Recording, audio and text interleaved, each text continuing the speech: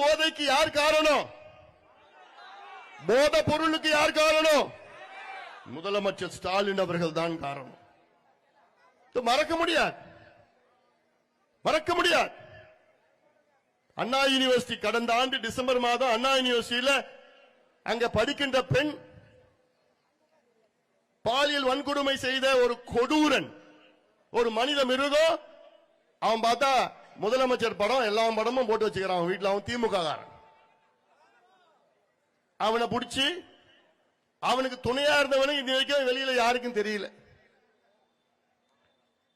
ஒரு 4 மாதத்திற்கு முன்பு திருவள்ளூர் மாவட்டத்தில் ஆரப்பாக்கம் ஒரு கிராமம் கும்மிடிப்பூண்டி பகுதியில் ஒரு 8 வயசு குழந்தைமா ஸ்கூல் படிச்சுட்டு வீட்டுக்கு போகுது, பாட்டி வீட்டுக்கு போகுது.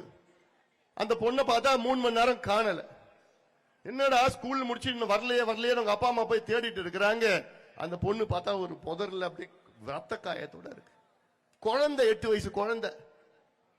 அந்த குழந்தைய ஒருத்தன் கடத்திட்டு போயிட்டு அங்க பாலியல் வன்கொடுமை செஞ்சு